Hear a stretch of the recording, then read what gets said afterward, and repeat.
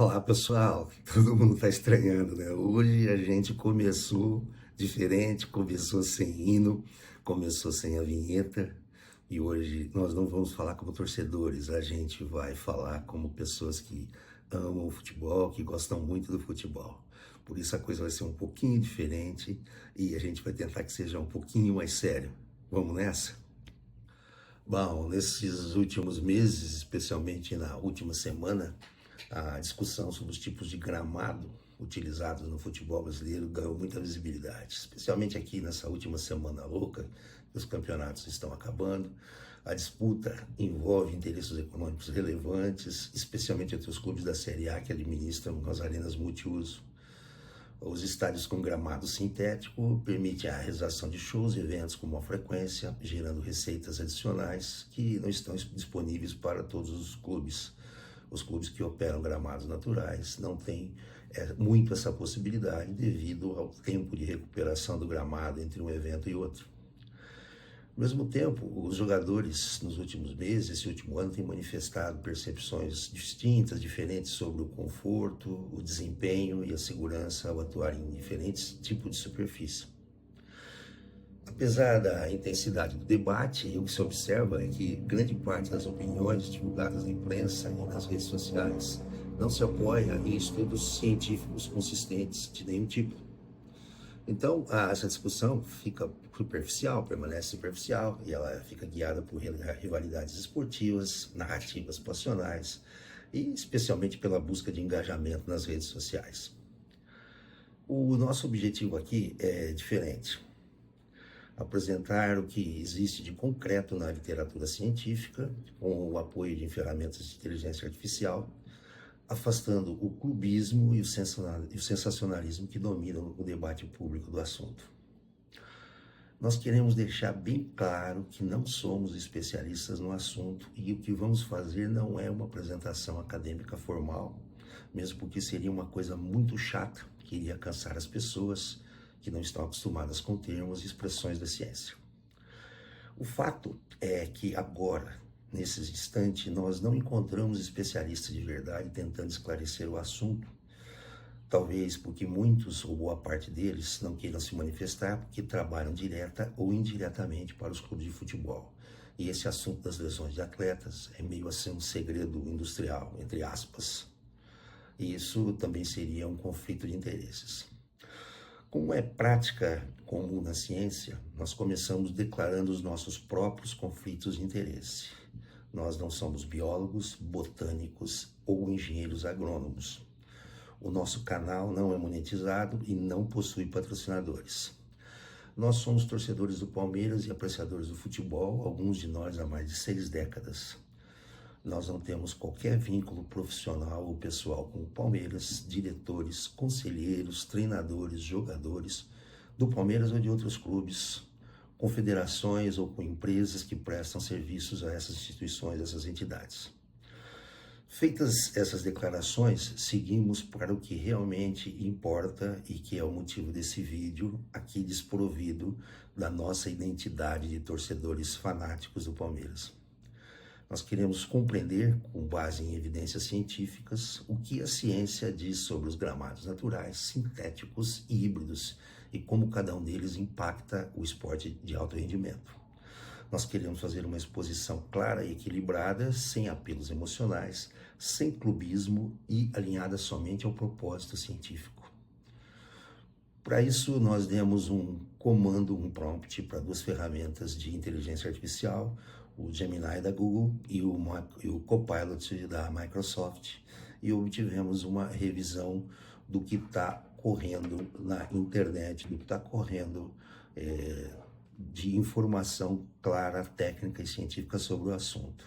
Mais uma vez, a gente destaca que nós não somos especialistas e que possivelmente existem outros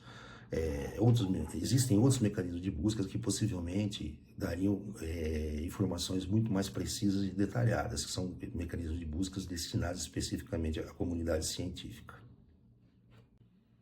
Então, falado tudo isso, toda essa explicação inicial, nós vamos fazer uma apresentação daquilo que nós compilamos através da inteligência artificial e mostrar para vocês o que tem na ciência disponível ao alcance das pessoas comuns como nós, tá? Vamos nessa, vamos tentar ser bem claro. Depois vai ter muita gente aqui comentando, dizendo que é legal, que foi bacana, outros vão estar descendo a lenha, os haters vão aparecer de parte a parte, os clubistas vão aparecer de parte a parte, mas a gente quer fazer quer correr esse risco, a gente quer fazer essa apresentação, quer fazer essa demonstração de que a gente gosta do futebol acima de tudo e que a gente quer o melhor para o futebol brasileiro e especialmente para os nossos clubes que estão sempre disputando as pontas, estão disputando os campeonatos no Brasil, na América do Sul e no mundo. Então vamos lá, vamos com calma. No fim, se você gostar, toca o dedo aí no like, se inscreve no canal, compartilha com os amigos, tá certo? O nosso canal não é monetizado, como eu já destaquei aqui anteriormente. Bom, então vamos deixar de achismo, vamos deixar de clubismo e vamos tentar ver o que o pessoal que entende do assunto, os cientistas do assunto, podem dizer para a gente a respeito dessa discussão, dessa polêmica, desse debate que não acaba sobre os gramados naturais, sintéticos e híbridos. O contexto atual, na verdade, é uma disputa econômica entre clubes da Série A, especialmente porque estádios com gramados sintéticos geram mais receita com shows e eventos, coisa que os estádios com grama natural têm mais dificuldade devido ao tempo de recuperação do gramado depois de cada evento.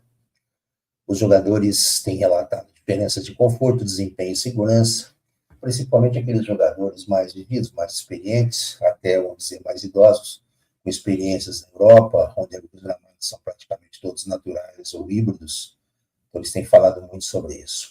Só que esse debate, quando vem a público, ele é dominado por clubismo, dominado por narrativas superficiais, por discursos, por busca de engajamento e busca de polêmica que sempre rende audiência.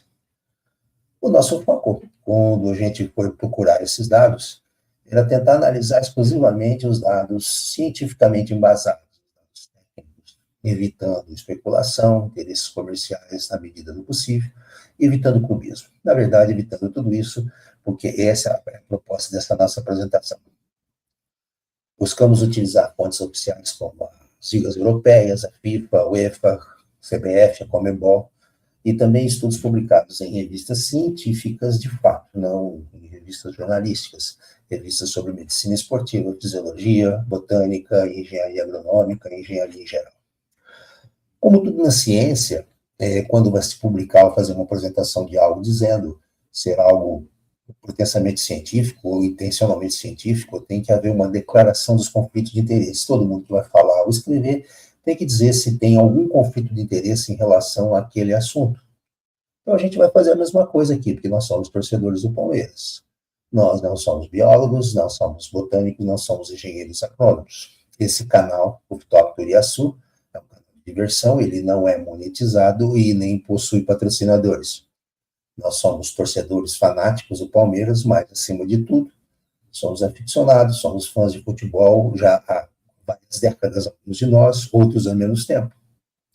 Nós não temos nenhum tipo de vínculo profissional ou comercial com o Palmeiras, vínculos políticos com diretores, conselheiros, comissão técnica, jogadores, não fazemos parte de staff de jogadores, não fazemos parte de empresas que prestam serviços a federações ou empresas do setor esportivo. Quando vai se falar em ciência, tem várias coisas que podem se chamar de ciência. Um médico famoso, um jurista famoso dá a sua opinião, e isso pode ser tido como ciência, mas hoje em dia a ciência não aceita mais isso, porque a ciência tem um método que tem que ser seguido. E os níveis de evidência científica estabelecidos têm uma força de classificação, uma força de evidência. E nessa lista que está aqui, vai de cima para baixo. Revisões sistemáticas e meta-análises são os mais importantes, e não vale a pena a gente entrar aqui na discussão técnica disso, até porque não somos especialistas. Dos dados que nós vamos apresentar, 4 estudos, 3 estão ali na primeira linha de evidência, revisão sistemática e meta-análise, e um está na quinta linha, série de casos. Por último, tem lá embaixo, na sexta linha, opinião de especialistas, é aí que a gente vai dizer aqueles que são especialistas na prática do esporte, os jogadores, tem a opinião deles, que é uma opinião, uma percepção subjetiva. Existem os comentaristas, os analistas da imprensa, e existem os torcedores. Então, essa é a última linha de evidência, embora tenha que ser considerada também. Para buscar esses dados, a gente deveria ou poderia ter utilizado plataformas de busca de publicações científicas que não estão acessíveis a todo mundo. Então, a gente utilizou duas ferramentas de inteligência artificial, o Gemini da Google e o Copilot da Microsoft, apresentando para eles um prompt com o contexto da situação e a intenção, o objetivo de fazer uma análise fria e uma análise puramente técnica.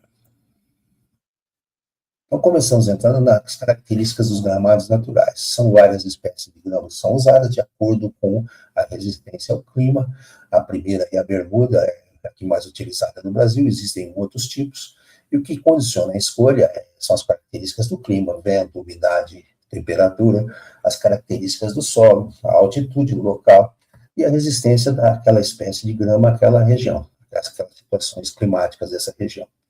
Os desafios do gramado natural são manter a irrigação adequada, poda, fertilização, e a recuperação é muito lenta entre os eventos esportivos. Alguns esportes de alto impacto, isso é muito mais importante, como no caso do rugby, futebol americano, onde as pressões sobre o gramado são muito grandes devido ao peso e à força dos atletas. São vários tipos de grama e a localização principal que são utilizadas. A principal aqui no Brasil é a bermuda, que está no Mineirão, na Arena Castelão. Tem aquela famosa crítica à Arena Castelão, que a gente não vai entrar nesse detalhe aqui. Então, são várias características que não vale a pena a gente detalhar muito tempo.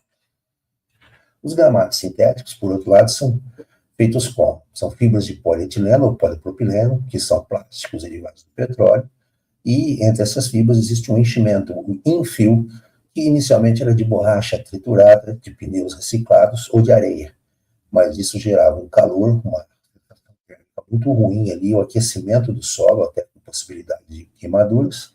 Então isso tem sido substituído agora por materiais como a fibra de coco e como a cortiça, que são materiais biológicos com características físicas diferentes.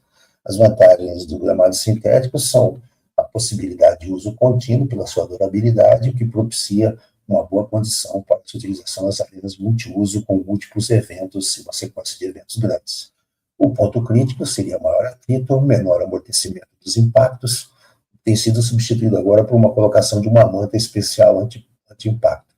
E a potencial liberação de micropartículas e microplásticos, que é uma preocupação ambiental internacional, inclusive agora a UEFA já baniu a utilização de substâncias que eliminem os microplásticos, mas não há relato de que o material usado no Brasil tenha essa característica.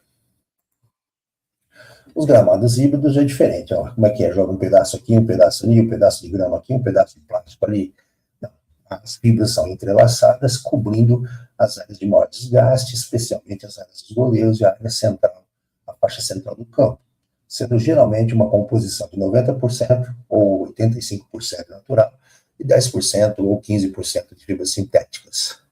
Os benefícios são a maior resistência, que as fibras sintéticas colocam especialmente nas áreas de desgaste, uma maior resistência, menor desgaste do gramado em si, e a sensação preservada do gramado natural. Esse tipo de gramado, agora, atualmente, é utilizado na maior parte dos gramados de futebol de alto nível. Por que existem esses três tipos de gramado em uso? A FIFA tem um sistema de certificação chamado FIFA Quality Pro, que reconhece o natural, o sintético e o híbrido, sendo que as competições de elite têm preferência ou, eventualmente, até obrigação por ser um gramado natural ou híbrido, sendo que os sintéticos são aceitos em algumas regiões de clima extremo. Na própria Europa, isso existe. E existe uma tendência global agora de cada vez mais se expandirem os gramados híbridos. A grande preocupação, então, é sobre as lesões com os jogadores. O importante é entender como é que essa mecânica se faz. No gramado natural, gramado híbrido, quando o jogador gira o corpo, escorrega, dá um carrinho, a grama 7, até rasga, aquele chumaço de grama que a gente vê depois solto no campo, às vezes até voando na jogada, na câmera lenta, do slow motion. Então, a energia da movimentação se dissipa no solo, E o que acontece? Para tentar um melhor equilíbrio, os grupos musculares não previstos naquele movimento e involuntários para a mente do jogador acabam se contraindo e aumenta o risco de lesões musculares. No gramado sintético, as fibras de plástico e o enfio, a borracha ou a cortiça que fica embaixo aumenta o atrito e, às vezes, a chuteira pode ficar presa no chão e, no movimento de giro, o pé fica fixo, o joelho gira e pode haver uma lesão, ou no tornozelo ou no joelho. Então, são os principais mecanismos de lesão nos dois tipos de gramado. As lesões mais comuns no sintético são as entorses, ligamento do joelho e o tornozelo, como a gente já falou. Movimento de giro, o pé fica preso, o resto do corpo continua girando, ou na queda, o corpo cai para um lado, o pé fica preso e pode acontecer torção de tornozelo, torção de joelho. Ocorre também mais tendinites e sobrecarga muscular, tudo isso em teoria por conta do impacto repetitivo e a menor absorção do choque, coisa que está sendo agora suprimida com a colocação da manta anti-impacto. Ocorrem lesões por hipertermia, no caso, quando tinha a borracha triturada, porque ela aquecia muito e isso provocava, no mínimo, uma desidratação maior dos atletas durante o esforço físico. E, obviamente, as lesões cutâneas, a ralada, a famosa ralada, e a gente sabe que é mais comum em superfície com maior atrito que em superfície lisa, como o gramado natural, que tem a umidade própria da folha. Os gramados naturais, por outro lado, os mais comuns são as lesões musculares, estiramentos e contusões por conta dessa contração involuntária da musculatura quando o jogador tenta se equilibrar ao escorregar, ou a fugir de um carrinho, ou a dar um carrinho. Então, são situações que teoricamente, acontecem mais nos gramados de origem natural, gramados de grama, gramados naturais. E também, o pior, que é muito aqui no Brasil, são as lesões por irregularidade do solo. Isso é muito comum ainda, a discussão do gramado natural de baixo nível, os buracos, desníveis, que aumentam o risco de torções, fraturas, rompimento de tendão de Aquiles, que são lesões muito, muito graves. Interessante que foi um trabalho cita que nos campos sintéticos tem um tipo de lesão que é menos frequente, que são as concussões e lesões na cabeça. Porque desde que foi implantada a manta de impacto, diminuiu o impacto da queda contra o solo, e a batida da cabeça é menos grave, teoricamente, no gramado sintético, por conta da presença dessa manta, do que no gramado natural, por conta do solo embaixo. Existe um aparelho, esse aparelho está embaixo, em verdinho, que mede esse índice Gemax daí e calcula esse impacto. Isso está dentro do programa de qualidade da fibra. Como eu disse, falar de achismo é muito fácil. Então, aí estão os 4 trabalhos que a nossa inteligência artificial buscou, os 3 deles, primeiro de alto nível de evidência, publicações respeitadas como Sports Medicine, American Journal of Sports Medicine e o The Lancet, que é uma publicação muito conhecida do meio médico, e a gente citou, está citado aí por último, esse estudo prospectivo do nível de evidência mais baixo do Campeonato Paulista 2023, onde foi feita uma compilação, apenas uma estatística das lesões e a comparação. Mas é interessante saber que entre nós já houve, pelo menos até agora, esse trabalho. A gente não sabe da existência de outros. Então, os entorses de tornozelo têm uma maior incidência ligeiramente maior nos gramados sintéticos do que no natural. As lesões musculares têm uma maior incidência no gramado natural do que no gramado sintético. As lesões de joelho mais graves, lesão de cruzado anterior, os resultados dos estudos são variáveis, são conflitantes, alguns apontam vantagem para um em relação ao outro, mas basicamente sem diferença estatística. E no gramado sintético, você tem um maior índice de lesões de abrasão ou a raladura ou o atrito do plástico. Comparando os esportes, um estudo feito na elite da UEFA, considerando uma coisa muito importante, não é simplesmente ir anotando as lesões, e uma deu 50, a outra deu 40, uma é maior do que a outra. Lesões são identificadas com indicadores simples, você divide o número de lesões por 1000 horas de jogo. E aí você tem uma referência mais confiável. Então, na elite da UEFA, na primeira linha ali, o número de lesões é extremamente semelhante ao que acontece no gramado natural com o que acontece na grama sintética, ou seja, não há uma diferença significativamente estatística. A Liga de Futebol Amador dos Estados Unidos já mostrou o contrário. As lesões são maiores nos campos de grama sintética, especialmente porque o material usado mais barato na Liga Amadora e a manutenção mais adequada propicia a maior número de lesões. No futebol americano, a coisa é um pouco diferente, porque lá a medida não é por horas jogadas, e sim por jogada, aquele snap. Os caras ficam perfilados ali, começam a jogada, que pode durar 5 segundos, ou 30, ou 40, isso conta como uma jogada. E o número de lesões no sintético é maior, porque os jogadores de linha de frente são extremamente grandes, extremamente fortes, e o jogo deles é um empurrar e obstruir a passagem do outro. Então, a força, o peso que cai sobre um pé cravado numa grama sintética, podendo travar, é muito grande, a chance de lesão é muito maior, e isso está comprovado no futebol americano. No nosso futebol, então, tem uma padronização, a gente vê ali a Premier League, a Liga, e a Champions, e o Brasileirão. O Brasileirão, o que acontece? Nessas 3 ligas, mostra que não há diferença significativamente nas ligas europeias, diferença significativa entre os 2 tipos de campo. No Brasil, ainda não está estipulamente estabelecido, mas os dados preliminares não mostram que ocorram mais lesões nos times do sintético. Caso do Palmeiras, Clube Atlético Mineiro, Clube Atlético Paranaense, Botafogo e agora a Caçulinha Chapecoense. Então, ainda é algo por ser definido no Brasil.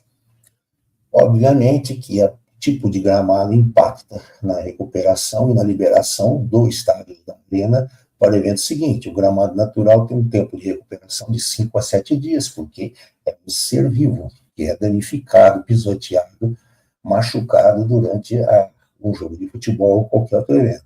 O gramado híbrido, essa recuperação já cai para 3 a 5 dias, e no sintético você pode usar horas depois, como a gente tem visto em várias situações aqui no Brasil. Então, como conclusão da busca feita na inteligência artificial da internet, os dados das maiores ligas do mundo mostram que o gramado sintético moderno não é um moedor de joelhos, desde que ele seja bem mantido e com tecnologia adequada, com a certificação técnica da FIFA.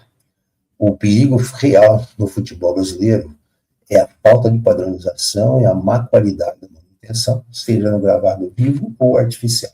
Isso geralmente baseado na questão do calendário, que exige uma sequência de jogos absurda.